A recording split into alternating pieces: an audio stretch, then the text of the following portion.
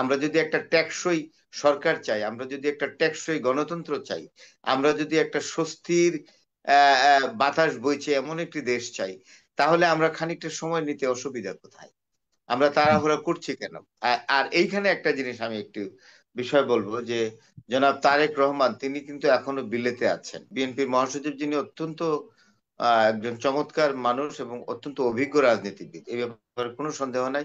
এবং উনি সজ্জন রাজনীতিবিদ, সব্যসাচী রাজনীতিবিদ হিসেবে আমি অন্তত ওনাকে মূল্যায়ন করি। যখন আওয়ামী লীগ ক্ষমতায় ছিল তখন আমি টকশোতে ওনার কথা উঠলে আমি বলতাম যে বিএনপির মধ্যে, বিএনপির যে মহাসচিব, একজন রাজনীতিবিদ হিসাবে এইরকম রাজনীতিবিদ বর্তমান রাজনীতিতে খুব কম দেখি আমি। দেশে যে একটা পরিবর্তন এসছে, এই পরিবর্তিত অবস্থায় আমরা নির্বাচনের জন্যই বলেন বা অন্য কোনো রাষ্ট্রীয় বিষয়ে জরুরি বা গুরুত্বপূর্ণ সিদ্ধান্ত নেওয়ার ক্ষেত্রেই বলেন, আমাদের কতটুকু সময়ের প্রয়োজন, এই বিষয়টা কিন্তু আমাদের ডিফাইন করতে হবে।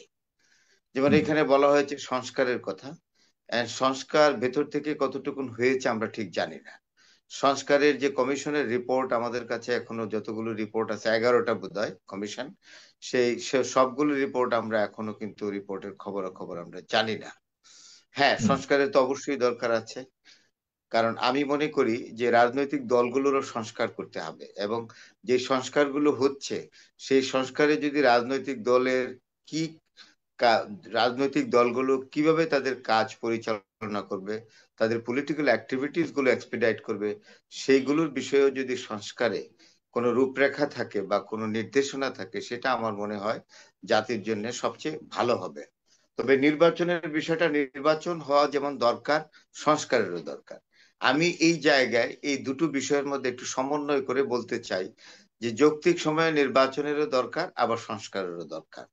এখন যতটুকুন সময় সংস্কারের জন্য লাগে ততটুকুন সময় নিতে হবে। আর এখানে নির্বাচনের জন্য 7-8 মাস সময়, আমি তো প্রথমেই বললাম যে একটা বিরাট পরিবর্তন দেশে এসছে। এই পরিবর্তনের ফলে রাজনৈতিক পরিবর্তন এসছে, তাতে মানুষের, এবং তাতে কিন্তু মানুষের রাজনৈতিক দৃষ্টিভঙ্গিরও পরিবর্তন এসছে। এবং নীরবভাবে যদি লক্ষ্য করেন, খুব গভীরভাবে একটি সামাজিক পরিবর্তন এসছে।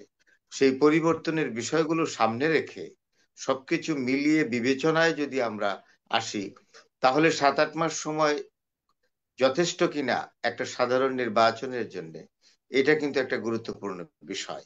এখানে অনেক বিষয় জড়িত আছে। এখানে যারা আন্দোলন করেছে, ফোর ফ্রন্টে ছিল আন্দোলনে ছাত্ররা।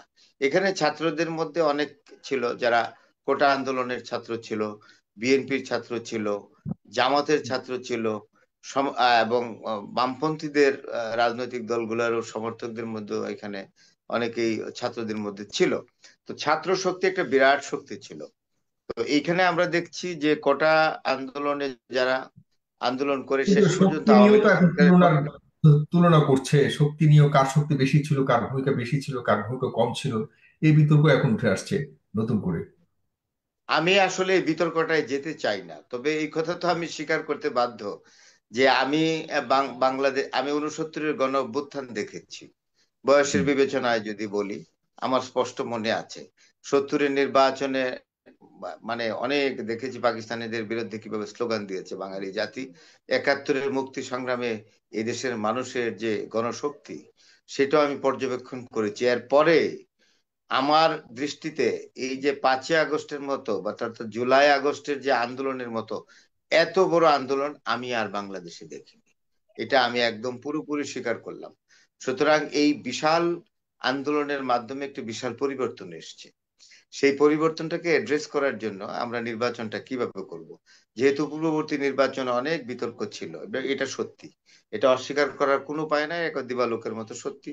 সুতরাং আমরা এমন একটা নির্বাচন ভবিষ্যতে পেতে চাই যেটা যে নির্বাচনটা হবে বিতর্কের ঊর্ধ্বে এবং একটা বিশেষ বয়সের। আপনি খেয়াল করে দেখবেন যে এটা তো স্পষ্ট, আমরা অনেকেই জানি যে 20 থেকে এখন যাদের বয়স 20 থেকে 30 পর্যন্ত, বা 30, এমনকি 35 পর্যন্ত যাদের বয়স, তারা খুব করে ভোট দিতে পারে নাই, তাদের একটা আকাঙ্ক্ষা আছে। তো তারা যেহেতু এবার ভোট দিবে, তো সামনের নির্বাচনটা যাতে একদম সমস্ত বিতর্কের ঊর্ধ্বে থাকে, সবকিছু, ইলেকশন কমিশন যেন একদম নিরপেক্ষতার সর্বোচ্চ পর্যায়ে থেকে তারা নির্বাচনটা করতে পারে, সেই বিষয়টার দিকে আমাদের খেয়াল রাখতে হবে।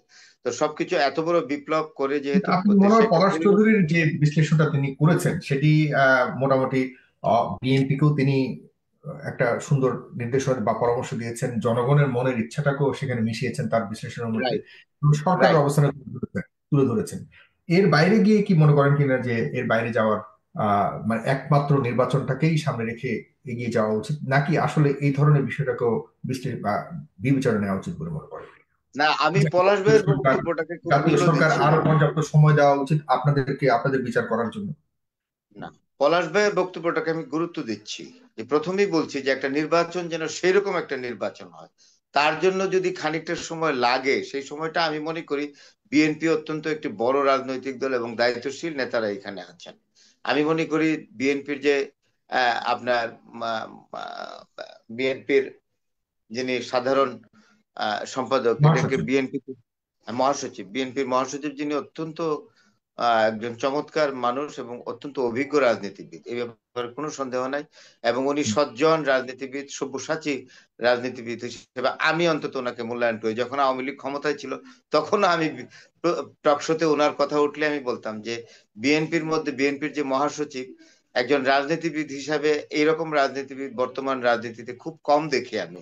সুতরাং উনি অত্যন্ত বুজুর্গান বিবেচক মানুষ। অন্যান্যরাও আছেন, আমির খসরু মাহমুদ চৌধুরী আছেন এখানে, হুম। প্রফেসর ডক্টর মঈন খান, উনি আমাদের শিক্ষক সময় ঢাকা বিশ্ববিদ্যালয়ের শিক্ষক ছিলেন।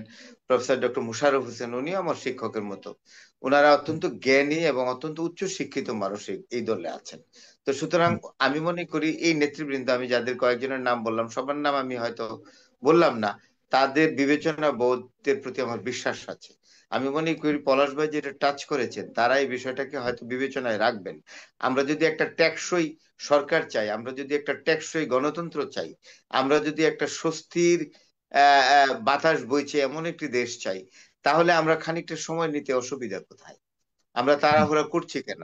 আর এইখানে একটা জিনিস আমি একটু বিষয় বলবো যে জনাব তারেক রহমান, তিনি কিন্তু এখনো বিলেতে আছেন।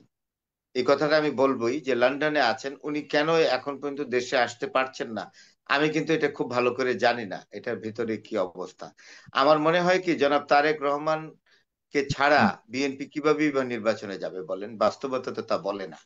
যেমন আমি না, যদি তারেক এইভাবে রহমান বলি, সাহেবকে ছাড়া বিএনপি নির্বাচনে যাবে এরকম কথা তো বিএনপি বলেনি। আর তারেক রহমান সাহেব না, আসবে না আমি এটাও আমি আমি আমি এটা এটাও আমার কথা তারেক। বলছি, আমি কিন্তু বিএনপির কথা বলছি না, আমি আমার কথা বলছি। যে আচ্ছা, তারেক হ্যাঁ। রহমান সাহেব কবে নাগাদ দেশে ফিরবেন এই বিষয়টা কিন্তু অন্তত আমি একজন এই দেশের নাগরিক হিসাবে আমি জানি না। তাহলে আমি হুম। যেটা বলতে চাচ্ছি সেটা হলো ওই যে আমি যদি বিষয়টাকে সুন্দর করে একটা সেন্টেন্সে বলি যে without Tarek Rahman the coming election will be like the staging of drama Hamlet without the prince of Denmark. আমি হ্যাঁ, এটা বললাম আপনাকে, আপনি কোট করতে পারেন যে without Tarique it's Rahman very very true, the very true, election very will be much right, like, হ্যাঁ, very the much right. Election will be it like will, the staging of it will drama never happen Hamlet in without the Bangladesh, prince এটাও of Denmark. এটা right. কিন্তু আমি যেটা মনে করি, তো সবকিছু মিলিয়ে আমি যেটা বলতে চাচ্ছি যে আমরা একটা সবকিছুর পরেও আমরা একটা এখন একবিংশ শতাব্দী, একবিংশ শতাব্দীতে বাংলাদেশকে সবকিছুতেই চ্যালেঞ্জের মুখোমুখি হতে হবে। অর্থনীতি যদি বলেন, অর্থনীতি ফোকলা হয়ে গিয়েছিল, এটা তো সত্যি। ওই যে যেটা ইব্রাহিম ভাই বলে গেলেন এটা সত্যি। ব্যাংকে আমি নিজেও চেক দিয়ে টাকা পাই না, মিথ্যা কথা বলবো কেন? আমি 20,000 টাকার চেক দিয়ে আমাকে 2 দিনের টাকা ড্র করতে হয়েছে। That was the condition of the financial institution, that mean the banking management এই পর্যায়ে চলে গিয়েছিল। সুতরাং এগুলো তো আস্তে আস্তে এখন কি অনেকটাই ঠিক হয়ে আসছে। এখন তো আর ব্যাংকে কেউ এই কথা বলছে না যে আমি চেক দিয়ে টাকা পাইনি। তো অনেক কিছুই অর্থনীতির অবস্থা যে খুবই খারাপ ছিল বা এখনো এর ধাক্কা সামলাতে হচ্ছে বর্তমান সরকারকে, এটাও তো ঠিক। আর একটি কথা ঠিক, পলাশ ভাইয়ের সূত্র ধরেই বলি যে একটি সরকারের জন্য ধরেন 6-7 মাস কিন্তু খুব বেশি সময় না। এখন 6-7 মাসে এই সরকার এমন তিলিস্মাতি দেখানো সম্ভব না, এটা কোনো সরকারের পক্ষে সম্ভব না। 6-7 মাস তো আসলে মানে মানে বসতে, নড়ে চড়ে বসতেই তো সময় যায়। ফাইলপত্রগুলো সম্পর্কে ইন্ট্রোডাকশন নিতেই তো অনেক সময় চলে যায়, 6-7 মাস, তাই না? তো আমি মনে করি যে 6 or 7 months is not the sufficient time for a government exactly to address many things, exactly to keep the state in a particular position. এটা কিন্তু একটা বিরাট ব্যাপার, আপনি যাই বলেন না কেন। এটা আমার অভিমত, আমার অভিমত। ধন্যবাদ। এটা জনাব পলাশ চৌধুরীর অভিমত এবং অনেকেও মনে করে, কিন্তু এটাও সম্ভব যে বিপরীতে একটা উদাহরণ আছে যে এর আগে যখন তত্ত্বাবধায়ক সরকাররা আসে তারা 3 মাসে এটা সবকিছু করে ফেলতো, একটা গ্রাউন্ড তৈরি করতো। এই উদাহরণও রয়েছে, কিন্তু এখনকার সময়টা একটু এক্সকিউজ মি সাগর ভাই, ওই ফয়জুল ভাইয়ের কাছে যাওয়ার আগে আমি ক্ষমা চেয়ে আপনাকে এই জায়গাটা একটু সংশোধন। এটা কিন্তু ওই যে প্রচলিত ধারার সে তত্ত্বাবধায়ক সরকার নয়। রাইট রাইট না, আমাদের যে এটাই বলছি চলমান এখন। এটা যে ওরা 3 মাসের জন্য কন্ডাক্ট করতে আসছে নির্বাচন, এরকম একটা এটা একটা কমিটমেন্টের ভিন্ন ভেতরে সরকার এবং আইনের ভিন্ন সময়ের প্রেক্ষিতে এসেছে। জি এটা একটু জি, না অনেক ঠিক আছে, অনেক এটাও অনেক মানি। অনেক রক্তের বিনিময়ে এটা আরেক ধরনের একটা সরকার। জি। জি, ধন্যবাদ আপনাকে।